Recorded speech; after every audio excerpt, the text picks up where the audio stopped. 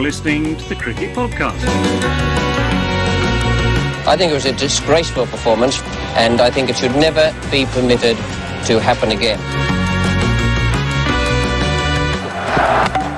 That is very good.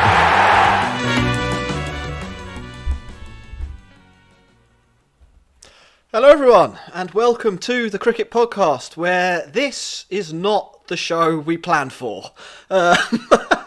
Punjab Kings have managed to humiliate themselves in fine style in an extraordinary loss to the Rajasthan Royals. I'm Jack Hope. This is the Cricket Podcast. As I said, I'm joined by Dan Weston. Dan... Sorry. That's the risk of having dogs in here. Let's just straight away. What the hell happened there? You're lucky I'm on here and I haven't dropped dead on this because I've finished, because I can't believe the finish to this match. Honestly, it was definitely the most stunning last over I've ever seen in my entire life, and I've watched a lot of cricket. Yeah. They needed 20 runs or 21 runs from 20 balls with 8 wickets in hand. The Google win predictor had Rajasthan at, I think it was a 0.2%. It might have been 0.4% chance of winning, and Rajasthan won. That's a 200 to 300 to 1 long shot there, coming in against Punjab Kings. Punjab Kings of comedy, as I tweeted. Before we try and explain that, and I'm not sure we'll be able to. Let's just be up front. I don't know if anyone will ever be able to explain. That. That was extraterrestrial. But before we do try, we are sponsored by Woodstock Cricket. You can see their badge down there if you're watching on YouTube. You can find us at The Cricket Pod on Twitter and Instagram. We have a Patreon, patreon.com/thecricketpod, and actually I was going to read out some of our new Patreons, because we've had a little spate recently, so just quick thanks to Tom David, Robin Fairweather, Shivan Patel, Forrest Lightheart, Kumar, and Jeeta for signing up in recent times. Patreon.com/thecricketpod for priority questions, and like and subscribe to this video. We're on the road to 10k, and we need your help. I've got to try and summarise that now. I've got to try and summarise that cricket match. Well, it started about 4 days ago, or 4 hours ago, with one of the most enjoyable T20 innings as a collective that I think I've seen in recent times. From a spectator's point of view, that Rajasthan innings, it had everything. We saw a couple of really explosive knocks. We saw Jaiswal finally come to the IPL party. We saw a fifer as Arsdheep Singh pulled the Kings back into the match. We saw 8 sixes, and ultimately we saw 185 runs, which on that pitch was, a pretty competitive score. It was something that you could definitely chase down, but it was a good innings. And we saw our team be bowled out as well. We got all 10 wickets, 185 runs. Adil Rashid going in the stands. What more could you want? In response, the King legend, the ball eater, well, he didn't quite live up to his reputation, as he stroked his way to a breezy, although a little bit fortuitous 49 before he was out. At the other end, though, the main event, Mayank Agarwal, was taking the game by storm as he was launching balls round the Dubai Fire Dome. Is it the Fire Dome they call it? Because of the Dubai DISC they call it on all the scorecards. Yeah.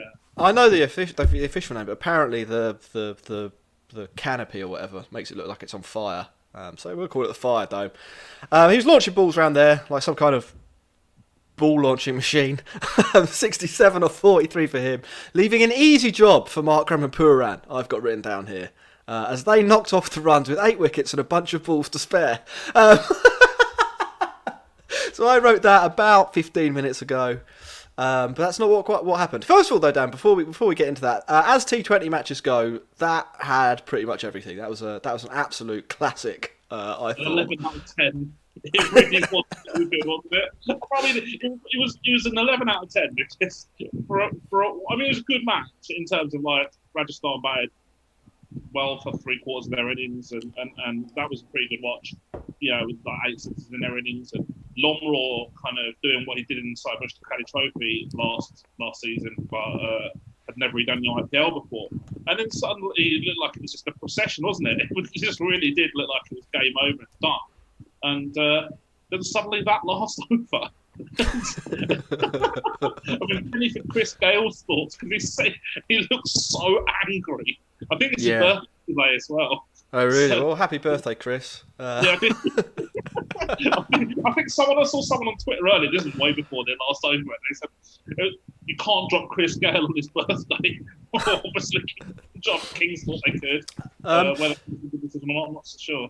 Just quickly, Dan, do you want to just check your mic? Because it sounds a little bit like you're underwater. So if you take a quick look at that. The other person on the bench who was looking pretty angry at the end was Rahul. He was looking really, kind of pleased with himself until the final 4 or 5 balls. We're all fall apart. I mean, we should probably run over start at the end to some extent with this particular match. 4 runs was it from the last 6 balls required by the artist formerly known as Punjab Kings. They get a single off the first ball of that over.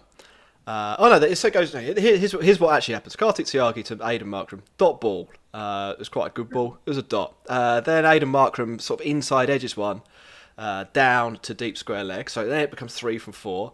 Nicholas Pooran is out, caught. Next ball, caught behind by Sampson. Then Deepak Hooda came in, and he hadn't had a great game up to that point. I'm sure we'll get into that, but he was not necessarily high on confidence. He shuffles outside the line, has an air swing, so now it's 4 from 2 or 3 from 2 balls. Still probably in the batter's favour, you'd say. You literally only have to hit the ball twice to get to a super over. Unless you hit the ball straight to the wicketkeeper, which is what he does next ball. Fabian Allen comes out. They need 3 to win at this point, 2 to take it to a super over. It's an air shot. Kartik Tyagi has bowled the greatest over of his life. 20th over of the game. Goes for 1 run, picking up 2 wickets. They don't even manage to get through for a bye off the last ball to make it a 1-run game.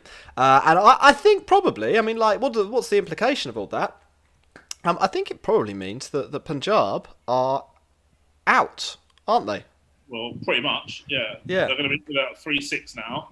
We're going to need to win minimum 4 out of the last 5, probably 5. And there was me with a few overs to go, thinking, if they do this quickly, they'll go above Mumbai in the table. No, it was on the commentary. They were literally saying, if he gets. If Punjab get a move on here, win this in the 17th over or something like that, which they could have done, even in the 17th over, I think they only needed like 10 off the last 15 balls of the game. It's something bizarre like that, and they they didn't do it. They just tried to knock it around. Just brainless cricket. Yeah, it blew my mind because it still has. I mean, I don't even know where we start. I mean, if we think about implosions, then probably the Rajasthan innings was a good starting point. Well, yeah, let's go back to the beginning because there's quite a lot to talk about here. I mean, like I sort of said, I thought this game had a little bit of everything from the point of view of a T20 cricket fan. Rajasthan, they batted pretty well up front. Jaiswal played probably his first actually good knock in his IPL career. He's not necessarily got going so far. It looked like he'd hit the gym, I thought, over the summer. Yeah. Maybe been lifting some weights, hit a couple of pretty big sixes. At the other end, Evan Lewis making his return to the IPL. What's he been away for? About a season and a half now? It was 2018. Yeah, so 2.5 years basically. There was at Mumbai before that. 36 from 21 with 8 boundaries in there as well. Set Rajasthan up really well. They were over. They'd scored more than 10 and over for the loss of just 1 wicket in the power play. Adil Rashid comes into the attack. He gets hit everywhere. We should probably people they probably will want to get our reaction to Adil Rashid's IPL debut. I saw a lot of people atting Darren Goff. After his outburst earlier at the mini auction earlier in the year, when he said it was a disgrace that Adil Rashid hadn't been picked up, his 3 overs today, Darren, if you're listening and you haven't checked the scorecard, let's just double check what they went for. 35, 11.67 an over. He didn't get the chance to bring up his half century, but it was on. Why don't we start here? What happened with Adil Rashid? I think he's a quality player. But that was never really in any debate. It was always the supply and demand dynamics which dictated that he didn't really get sold at auction. And actually, you can kind of make the case that the Punjab Kings' selection was really weird because Ravi Bishnoi, we know that this kid is going to be really, really good. He probably already is pretty good. And I'm not sure why you would waste an overseas spot on a spinner when you've already got a really good one in your squad already out of the local market, when you can do so much more with your domestic spots. If that makes sense. The debate was never about the quality of Rashid. We know he's a really good player. It's just IPL teams just generally don't need overseas spinners. Yeah, no, exactly. I mean, I think we've talked about that a few times. We also talked about literally on this very podcast 5 days ago. We said if Punjab play Ravi Bishnoi, they're a much better team than if they don't. So he immediately goes back to the bench so that they can drop Chris Gale and bring Adil Rashid in. They'll work out their best team in a month. Yeah. I think your dog agreed with that one there, Dan. Certainly did. He's a Bishnoi fan. I wondered a little bit because it was one of those pitches on the Adil Rashid topic. It was one of those pitches that didn't really spin an awful lot. It had a little bit of grass on it. It was quite a quick surface, and I wondered a couple of things. Like one, his length was all over the place. Maybe just didn't have very good control. That happens to bowlers. Two, though, I thought actually he might have been bowling a little bit too slowly for that surface. We saw Harpreet Brar with a few more clicks on the deliveries actually make it a little bit difficult to score off. I don't know if there's anything to that, Dan. And then in the second innings, Rahul Tewatia, who is a little bit of a quicker leg spinner as well, had better control overall. Don't tell England that Rashid is horrible slow, because otherwise they'll drop him as well. Hey, he went round the park. It happens. We also saw Ishan Perel, Dan, and I thought I'd bring him up because you've been advocating for Ishan Perel for a while. He didn't have the greatest debut of all time. I'll give you that. But obviously, his IPL debut, he's only been waiting 2 years for it. So better late than never.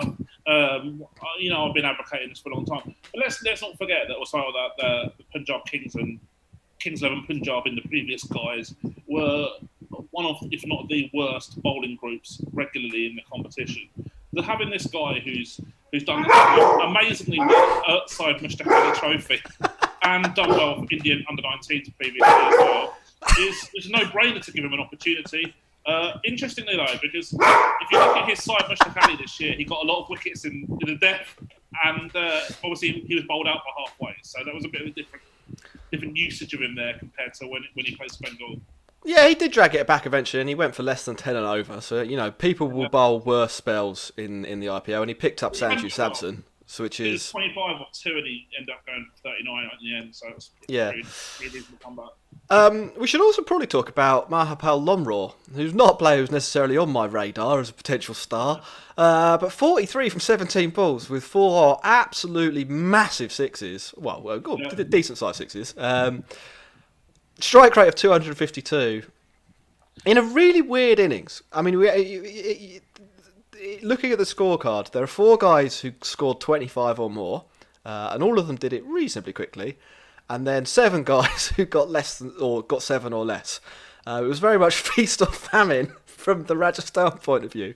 But Lomraw really, I don't know. Did you expect to see that from him? No. It's fair to say. Well, yes and no. I mean, if you look at his IPL career so far, it's been as uninspiring as Sachin Baby that we spoke about yesterday until today. He's barely struck over 100 in his whole IPL career until today. But there's a big but. Is the fact that he's 21 years old, so we know that he's over 10 years younger than Sacha Baby, so he's obviously got massive growth for improvement. But two, he also comes off the back of a really great Side Mushtaqali Trophy tournament, where he struck at 168 and hit almost as many sixes as he did fours. That you wrote about the 6-4 ratio today, and again he showed he's got that power, aerial intent, and then based on the Side Mushtaqali returns this year. And then today as well, you would look at him now and you would think probably there is a player there that's going to be developing to someone who's going to be pretty decent. Yeah. Even if he can specialise in hitting one type of bowler, there's probably a place in a lineup for somebody who can do it that destructively. The problem is that in the IPL, he's being developed at the wrong time because unless they retain him, he's going to go for tons in the auction next year. The thing is, like, you only want to develop players in the first year for three. Each one of those sixes is another crore they'll have to spend to get him back. He was good. I do briefly want to talk about Liam Livingstone as well. He's making, not his debut, but it almost felt like a debut for Liam Livingstone. People were so excited to see him. He didn't light it up to the same extent as he did in the 100 earlier this year, but still quite a useful knock. And he hit that 1-6 into the top deck, where it literally sounded like he'd fired a shotgun in the middle of the 100 metres in the air. Yeah, was it 96 or was it actually 100? It was about just under 100, I think it was. Yeah, that is the sort of power that Livingston's got. 25 off 17 after the start they had was the sort of innings that really helps to maintain momentum without chewing up too many balls. And it's not, he'd like to get 50 off 30 probably, wouldn't he? But can't win them all. Maybe an Allen though. Oh yeah, actually we do need to talk about that. I think we should probably talk about Rajasthan's fielding. Punjab's fielding in general. I thought it was quite good. They took some pretty good catches across the innings. All those people who say that the best fielding team wins the match was completely wrong in this. I suppose, but it stopped a bad situation getting out of hand. That catch from Fabian Allen, in particular, but then KL Rahul took a pretty decent one-hander, didn't he? And it's all looking good. A brief mention: wickets at the death. They're never quite as good as wickets at other times in the game. But Arsdheep Singh did pick up a fifer, 5 for 32. Bowled some of the more difficult overs, or theoretically more difficult overs in the innings. I thought it was another pretty good performance from him. I think, in the first phase of the tournament, there were a few people who thought that perhaps his form was not something that could be replicated in the longer term, and that he might not have, or he might get worked out to some extent by batters the more they see him. But another feather in his cap today, possibly one they'll I don't know, they're probably not going to name him as a what's it called, retention, but I think they might consider buying him back. I think he seems to fit in quite well. It's there will be like a 4 crore tax on it now for that one performance, but he was good. Then it flips round, doesn't it? And Punjab, they begin their chase. But before they begin their chase, I'm just going to say to everyone on YouTube watching right now, 189 people, hit subscribe, hit like, say some stuff in the chat. Generally mess with the algorithm so that it thinks that we're amazing. And loads more people come and watch us, and so on. We're on the road to 10k subs, and the only way we'll get there is if everybody subscribes, and it starts with you and your friends. So do that. Punjab, they also get off to a good start, and I think before today, and possibly even after today's good start, they have been the slowest team in the power play so far across this IPL. The average score that they have attained in this year's power plays has been 42, which is 7 and over, which is pretty crap.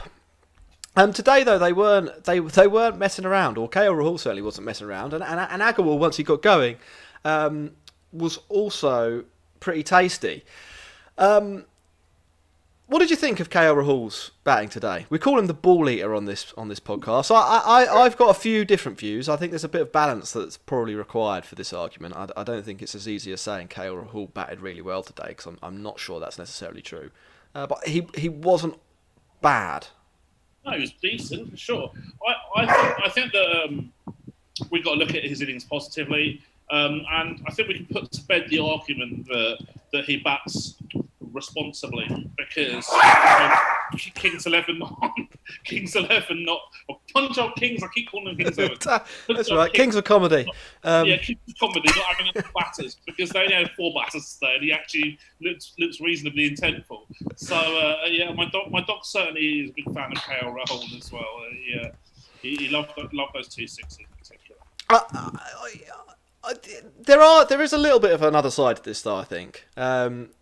So if we look at what they were chasing, which was 186 to win, that works out at off the top of my head 1.52 a ball. Yeah, 1.5. Yeah. KL Rahul's strike rate, he does finish with a strike rate below 1.5 runs per ball. Now I know if you factor in extras and stuff, you don't actually have to score at the rate that you're at the target rate, let's say. But it still wasn't necessarily a match-winning innings, was it? And it still left a little bit of hard work to do, and it still didn't really take the pressure off the rest of the guys around him in the same way that, say, Agarwal's did, because the opening partnership, if you look at it as a partnership, should have won the game, but that was because of Agarwal rather than KL Rahul, right? Yeah. Well, by the same token, they're 120 for naught after 71 balls. So this chase should have been an absolute formality, like needing 66 off, doing a quick maths, 50 balls. That's strike rate of 130. This game was done by the opening partnership. It should have been done anyway. I've got no issue with KL Rahul's innings, really. I think that he was. It certainly wasn't match winning, but it was. I think if you were to look at it in terms of, the average innings chasing 186, you would look at that as probably being marginally positive. I would have thought. 49 or 33, but it certainly wasn't. It certainly didn't hit back at his critics, but it also it wasn't a ringing endorsement of it either. Yeah, so it's like a 2-1 win, or a score draw away from home for KL Rahul today. Cheers to Uma Mahesh in the live chat, by the way, for sending us. I think we worked out they were Polish zloty, but that could be wrong. PLN. It's about 6 to a pound. 6 zloty to a pound. Well, cheers. Thanks very much for that. And a few people want to see your dog, so maybe we'll get to that a bit later in the show, Dan. And cheers to Sam. Including a little puppy who causes carnage the whole time. Yeah, who asks? So Sam just sent us a super chat as well. We might as well answer this now. Tiagi, is he a better bowler or better death bowler than Jofra Archer? With a laughing emoji. Well, I'm not sure Jofra's ever defended anything like that before, but yeah. So the answer is yes. You put words in my mouth there. I think he's got a little way to go before he gets to Jofra's level. Last word on KL Rahul, as Akash just points out in the chat too. That's another innings where he doesn't get a 50. So the curse that I've put on him is still there. He's yet to break the shackles of the Jack curse. Moving through there, I really wanted to talk a little bit more about KL Rahul, but other stuff happened, and I'm sure we'll get onto that. Maybe on another show. Rajasthan, from the bowling point of view, it did look like it was going to fall apart from them. Did you see Chris Morris bowled the most expensive over he'd ever bowled in a T20? He looked like he was really struggling in the heat. Did you reckon that's what it was? He looked like how I would look if I bowled in Dubai. Fair enough. We're getting it down there at 140 Ks. 1.4k more like. He went around the park a little bit, 11.75 and over, 47 from 4 overs for him without a wicket. Around that though, there was some reasonably decent bowling. I mean, Zakaria. I'll tell you who I was impressed by though, Mustafizur Rahman. through the inning. I think there's a developing, almost a developing new type of bowler, I think, in coming through in T20 cricket, and Mustafa Sur, Benny Howell are probably the two that I think of off the top of my head when I say a new type of bowler. They're guys who, what is it? It's effectively sort of fast spin, isn't it? Or fast mystery spin in a way. It's like loads of different variations, loads of knuckleballs. They've got a quicker ball in there, but they use it more like a baseball pitcher might use a fastball, so it's mixed in this repertoire of other stuff. I don't know if there's any other names that you can think of off the top of your head, or what you call these players. Well, I think they call themselves. Oh, I know Benny calls himself a fast spinner. Also worked with him for a month. Guy's an absolute genius, really nice guy as well, and like I said, a genius bowler. Fizz is probably a little bit quicker than Benny. I would have thought a fair bit quicker than Benny, but again, as has variations. I like the one that dips just in front of the batter. You saw that today a few times. I think he's very, very good. I'm a big fan of Fizz, and I think that he's kind of gone through that low point in his career and come back out now the other side a better player and probably a little bit more variations than he had a year or two ago. Yeah, I think it's the one where there's some really interesting stuff about. It's a bit of a tangent, but how backspin on a fast bowler's traditional delivery, where they run their fingers down the back of the ball or down the back of the seam, means that the ball has like a reverse gravity effect on it, and it pitches fuller than you may sort of otherwise expect it to. Well, not necessarily otherwise expected to, but the spin on the ball means the ball pitches fuller. If you can bowl a delivery that has less backspin on it, then it's obviously going to dip sooner and be harder or more difficult to play for a batter whose eye is trained to one of these deliveries that has backspin on. And if you can do it in a way that's disguised, you can be super effective. And I think that's what we sort of seen from Mustafa Sur today and a little bit in the earlier stages of this tournament. I'm really looking forward to seeing him bowl like that at the T20 World Cup. And I'd actually really quite like to see Benny Howell get a gig in some other leagues around the world, or some of the top table leagues around the world as well. Yeah, I think he'd actually do really well in this league. Actually, yeah, I think he's got something that is quite unusual, and I think as bowlers develop or new ideas develop in T20 cricket, we'll see more and more players like that, and one of them who I think has developed a little bit along these lines is Chris Wokes. I'm quite looking forward to seeing him bowl for England soon, because he was bowling this knuckleball against Sri Lanka that was obviously really hard to pick up, and it literally just went bang, like along, and then just went vertically down. So him playing championship cricket at the moment is like a cheat code for Warwickshire. Well, yeah, I mean it's so we shall see that. Coming along. So after that partnership, back to the actual cricket. Aidan Markram and Nicholas Pooran are at the crease, and they're going pretty well. And then they kind of have a weird change of mindset when they need reasonably few runs to win. Instead of hitting the ball over the rope, they start doing that take it deep thing. In a way, it was like they targeted trying to win in the last over. I'm not really sure what happened. Dan, was it that it got difficult to bat, that they made some poor decisions, or another factor that I haven't thought of? I think it's just that. Like I think I said this earlier this week. It's this weird mindset in the IPL where they think it's like great to take the game deep. I don't get it. And it's like. It's a bit pathetic, like I said the other day. I don't. Just finish it. Just get the game done. If you swing with 3 overs left, you're going to win because someone's going to come in and hit a 4 or 6 or a couple of 4s, a couple of 6s, maybe an Allen or whatever. Even Hooda maybe. Although I definitely don't think he's number 5 at this level.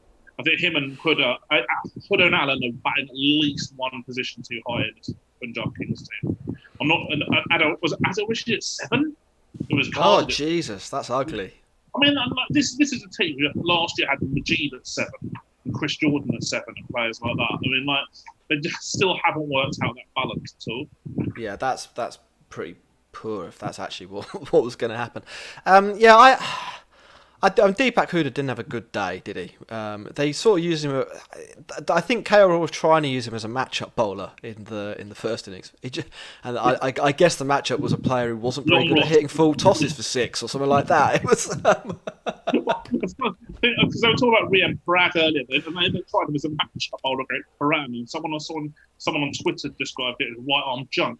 And I think that was pretty fair to say for him and Hooda, to be fair.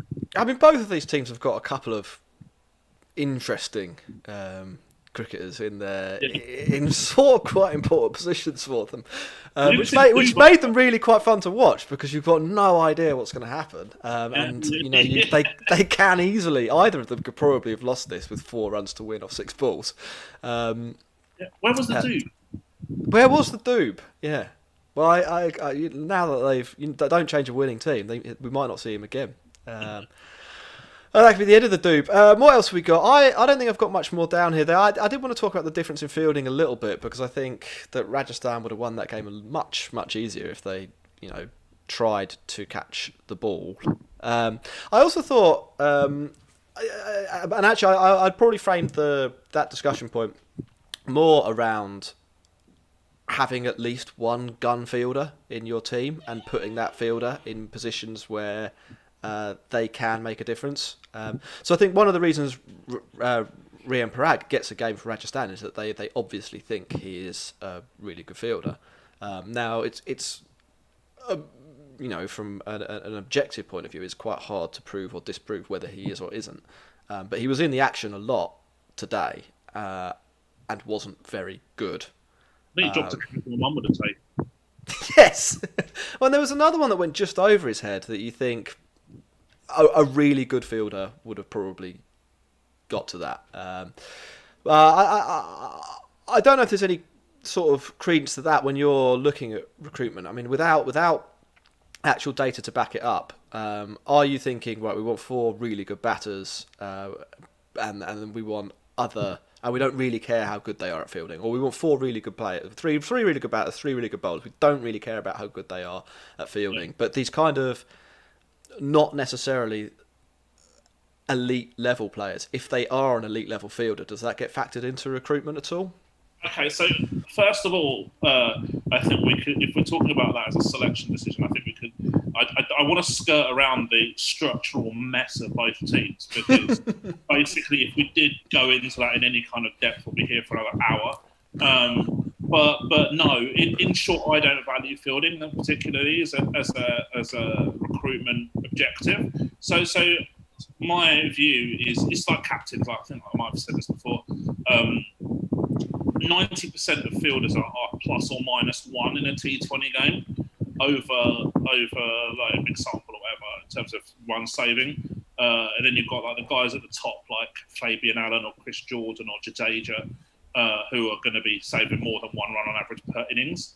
And then you've got a guy maybe like Chris Gale who doesn't really run much and he'll probably be below 1.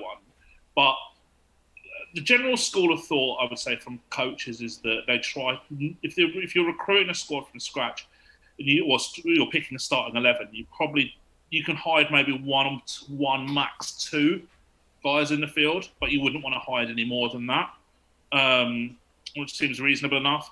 Personally, I look at fielding as like just basically a line call between 2 players. So if you've got 2 very, very similar players, you just pick the best fielder. Fair enough. Yeah. I think I would suspect that as that gets tracked more, that there will be certain fielders that are incredibly valuable if they're captained properly. And I think this is one of the areas where I think Dhoni probably outperforms the general IPL captain. Is his placement of Faf du Plessis and Jadeja, because they are always in difficult positions and they are where they're more likely to add value than if they're just randomly stuck somewhere in the ring at extra cover or something like that. And you see that quite regularly, like that's their team's best fielder, not in a position where he's going to stop a boundary, not in a position where he's going to take a running diving catch, in a position where Chris Gale would probably, there'd be negligible difference between the best fielder on your team and Chris Gale. But we're not there yet. We don't have any of that information. But I think it will be interesting. I think because I think as well it's fielding as a thing in cricket is weird in that it's one of the only things we measure from a baseline of average. So we don't say KL Rahul's innings today was worth +1 runs or +2 runs. We say it was worth 49 runs. Whereas with fielding, we do measure it in terms of whether another fielder would have pulled that off or not, and therefore we are talking about 1, 2, 3 runs per game quite regularly, which seems like not very much when you're talking about a difference of when you're talking about batters who average 35. But I think it's quite an interesting topic. It's not really related to this game. We've talked about it for ages. The other thing I was going to say as well, how on earth did Rajasthan use 7 bowlers and not choose Liam Livingstone as one of them? I don't know, man. I don't know. Honestly, he even bowling against the left-hander, he must have been so much better than Parag. It was odd. I'm just we had no questions from Patreon today, so patreon.com/thecricketpod. If you would like to have priority in terms of asking questions, we'll always answer those first. But we did have a few from Twitter. We've talked about our thoughts on King Legend Rahul from Silly Point. We've talked a little bit about Bishnoi for Adil Rashid and the Gale decision. From a lineup point of view, would you have gone Bishnoi and Gale instead of Adil Rashid and someone else? No, I would have gone Gale for Markram, probably. Although I wouldn't necessarily recruit Gale to start with. Most of his better option than Markram. And also, if you're going to bowl Hooda, why wouldn't you bowl Markram instead of him? I don't see Hooda being a better bowler than Markram. What was off spinner? He's going for a match-up in that respect.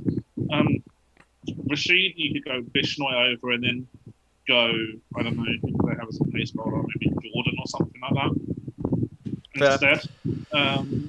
But the thing is, it's just meh, isn't it? Yeah. I think, just looking through here, the only other question that we've got that we haven't covered already is from Abel Christopher, who asks, or sort of generally says, this Royal team looks to be a little bit better without Stokes. Do you think that that isn't exactly what he says, but do you think that is potentially true, that they're a better team? Well, I mean, with Liam Livingstone instead of Ben Stokes. Well, I would say yes. If you're going for that like comparison, I rate Livingstone as a better batter than Stokes in T20 cricket. Both of them are not regular 4-over bowlers, I would say. So that's.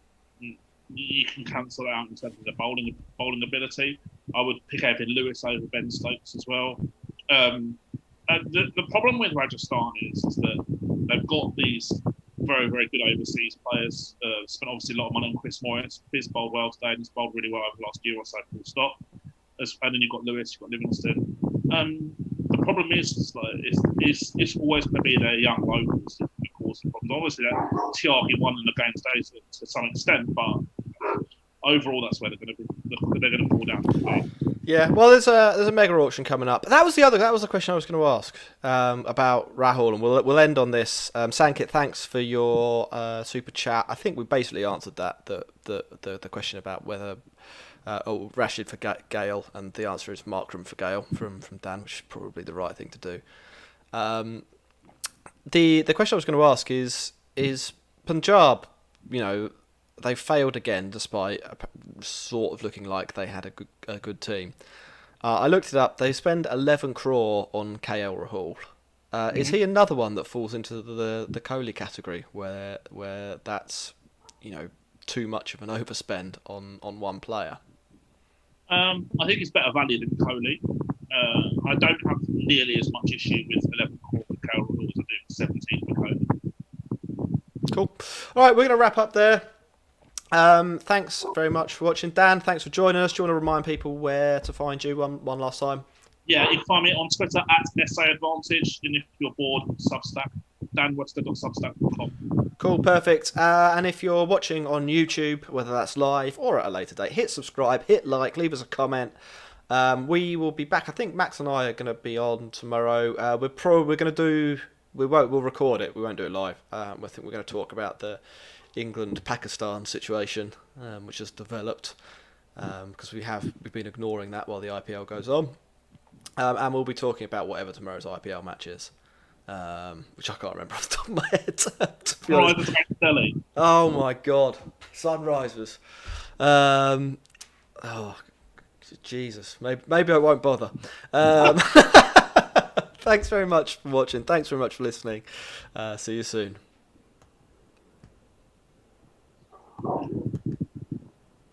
I still can't believe that.